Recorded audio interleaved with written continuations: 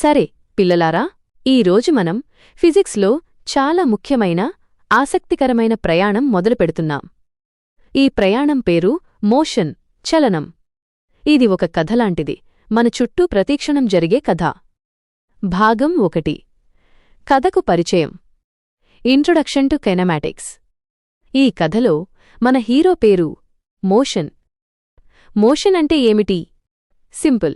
ఒక ఆబ్జెక్ట్, వస్తువు యొక్క పొజిషన్, స్థానం, టైం, కాలంతో పాటు చేంజ్, మారడం.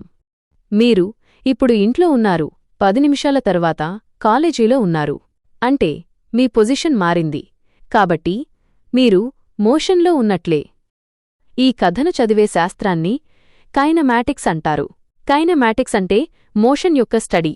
కాని అది ఎందుకు జరుగుతుందో, దాని కాజెస్ అంటే ఫోర్స్, బలం మనమిక్కడ పట్టించుకోము.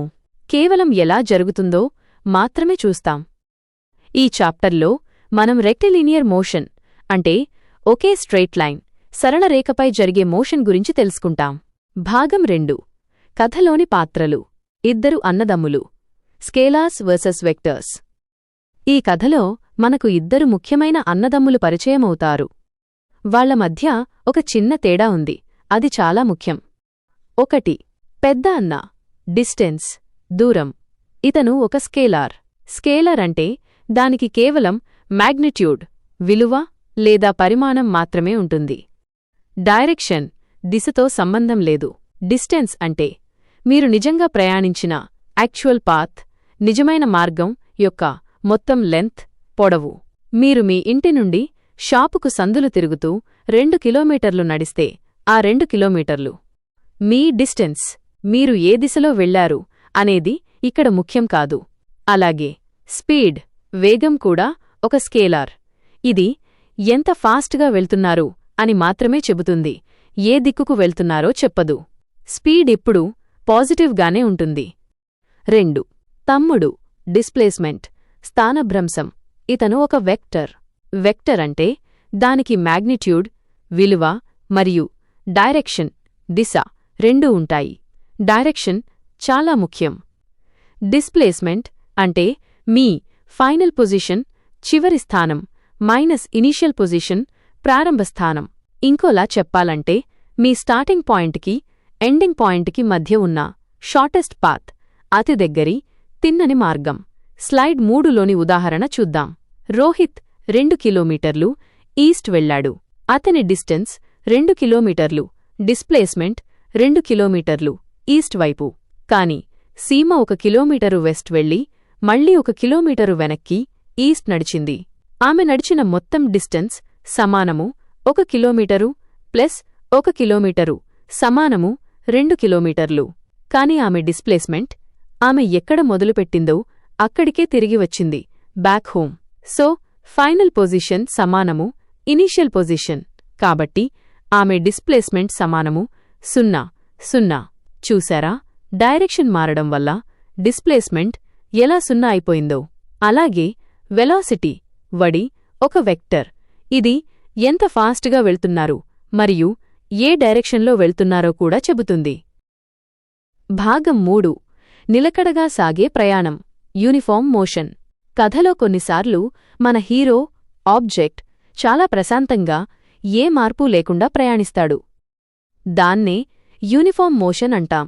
అంటే ఆ ఆబ్జెక్ట్ ఈక్వల్ డిస్ప్లేస్మెంట్స్, సమాన స్థానభ్రంశాలను, ఈక్వల్ టైమ్ ఇంటర్వల్స్, సమాన కాల వ్యవధులలో కవర్ చేస్తుంది.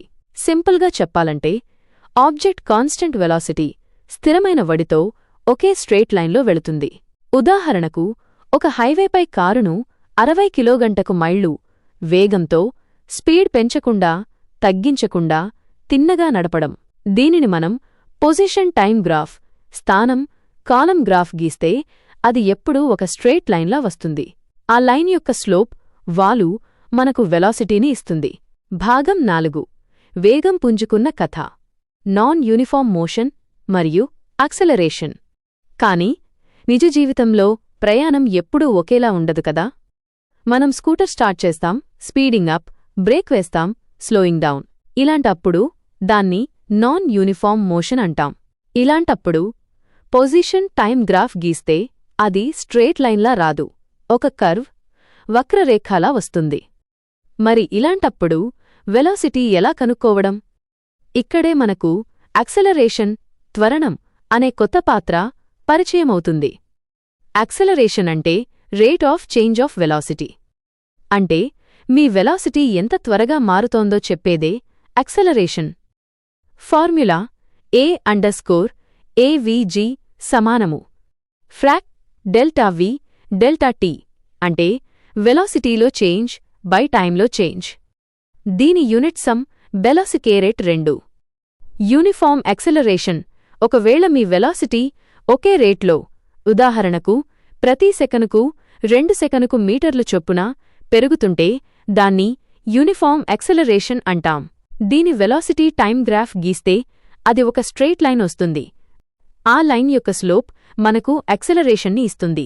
నాన్ యూనిఫార్మ్ యాక్సెలరేషన్, ఒకవేళ మీ వెలాసిటీ పిచ్చిపిచ్చిగా మారుతుంటే అది నాన్ యూనిఫార్మ్ యాక్సెలరేషన్. అప్పుడు వెలాసిటీ టైమ్ గ్రాఫ్ ఒక కర్వ్లా వస్తుంది. భాగం 5. కథలో ముఖ్యమైన మలుపులు, ద 3 ఈక్వేషన్స్ ఆఫ్ మోషన్. ఈ యూనిఫార్మ్ యాక్సెలరేషన్ స్థిర త్వరణం ఉన్నప్పుడు మన ప్రయాణాన్ని వర్ణించడానికి 3 అద్భుతమైన ఈక్వేషన్స్ ఆఫ్ మోషన్, చలన సమీకరణాలు ఉన్నాయి. ఇవి ఫిజిక్స్ కథలో చాలా ముఖ్యమైనవి. ఇక్కడ u equals initial velocity, v equals final velocity, a equals acceleration, t equals time, s equals displacement. 1 v సమానము u ప్లస్ ఎట్ ఫైనల్ వెలాసిటీకి formula.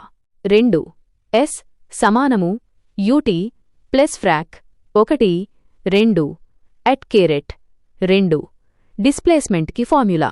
3 v caret 2 u caret 2 సమానము 2 యాస్ టైం తెలియకపోయినా వెలాసిటీ మరియు డిస్ప్లేస్మెంట్కి relation. ఈ ఫార్ములాస్ని మనం calculus పద్ధతిలో కూడా derive చెయ్యొచ్చు. భాగం 6. ఆకాశం నుండి జారిపడే వస్తువు కథ, ఫ్రీఫాల్. ఇప్పుడు మన కథ భూమిని వదిలి ఆకాశానికి వెళదాం. ఒక వస్తువును మీరు పైనుండి వదిలేస్తే డ్రాప్డ్, అది కేవలం గ్రావిటీ, గురుత్వాకర్షణ ప్రభావంతో కింద పడుతుంది. గాలి అడ్డంకి, ఎయిర్ రెసిస్టెన్స్ లాంటివి లేవనుకుంటే ఈ రకమైన మోషన్ని ఫ్రీఫాల్ అంటాం. ఇది యూనిఫార్మ్ యాక్సెలరేషన్కి ఒక పర్ఫెక్ట్ ఎగ్జాంపుల్. ఇక్కడ యాక్సెలరేషన్ త్వరణమేంటో తెలుసా? అదే acceleration due to gravity, g ఆప్టిసేత కప్పల్. దాని విలువ సుమారుగా g సమానము 9.80 సెకనుకు మీటర్లు కేరెట్ 2. ఇది ఎప్పుడూ వర్టికలీ డౌన్వర్డ్, కిందివైపు పనిచేస్తుంది. ఆశ్చర్యకరమైన విషయమేంటంటే ఈ యాక్సెలరేషన్ వస్తువు యొక్క మాస్ ద్రవ్యరాశి మీద ఆధారపడదు. ఒక పెద్ద రాయిని, ఒక చిన్న రాయిని ఒకే ఎత్తు నుండి వదిలేస్తే గాలి లేనప్పుడు రెండూ ఒకేసారి నేలను తాకుతాయి. భాగం 7. కథను ఎవరు చూస్తున్నారు? Relative velocity. ఇది కథలో ఆఖరి, కాని చాలా గమ్మత్తైన భాగం. మోషన్ అనేది రిలేటివ్, సాపేక్షం. అంటే ఎవరు చూస్తున్నారు, అబ్జర్వర్ అనేదానిపై ఆధారపడి ఉంటుంది. ఉదాహరణకు, మీరు బస్లో వెళుతున్నారు. బస్ లోపల ఉన్న మీ స్నేహితుణ్ణి చూస్తే అతను కదలడం లేదు మీ దృష్టిలో, కాని రోడ్డు పక్కన ఉన్న చెట్టును చూస్తే అది వెనక్కి వెళుతున్నట్లు కనిపిస్తుంది. అదే సమయంలో రోడ్డు మీద నిలబడిన వ్యక్తికి, పర్సన్ ఔట్సైడ్ ద బస్, చెట్టు నిలబడే ఉంది, కాని మీరు బస్తో పాటు ముందుకు వెళ్తున్నట్లు కనిపిస్తారు. ఇక్కడ ఇద్దరి ఆబ్జర్వేషన్స్ కరెక్టే. వాళ్ల ఫ్రేమ్ ఆఫ్ రెఫరెన్స్, నిర్దేశక చట్రం వేరు. కాబట్టి ఒక వస్తువు మోషన్లో ఉందంటే అది ఎప్పుడూ మరొక వస్తువుతో పోలిస్తే అని అర్థం. ఇది మన మోషన్ అనే కథ. అర్థమైందా? ఈ కథలోని ప్రతి పాత్ర డిస్టెన్స్, డిస్ప్లేస్మెంట్, వెలాసిటీ, యాక్సెలరేషన్ గురించి బాగా అర్థం చేసుకుంటే ఫిజిక్స్ ప్రయాణం చాలా సులభంగా ఉంటుంది. హలో స్టూడెంట్స్, ఈ పాఠం మీకు నచ్చినట్లయితే దయచేసి అన్స్టాపబుల్ లెర్నింగ్స్ అనే ఈ ఛానల్ని సబ్స్క్రైబ్ చేసుకోండి. ఈ వీడియో మీకు నిజంగా నచ్చినట్లయితే తప్పకుండా లైక్ చేయండి మరియు మీ స్నేహితులతో షేర్ చేయండి. మీకు ఏమైనా సందేహాలున్నా లేదా పాఠం ఎలా అనిపించిందో కామెంట్ సెక్షన్లో తెలియచేయండి. మర్చిపోకండి, ఆ బెల్ ఐకాన్ని ప్రెస్ చేసి ఆల్ పై సెట్ చేసుకోండి. అప్పుడే నేను పెట్టే ఏ కొత్త వీడియోని మీరు మిస్ అవ్వరు.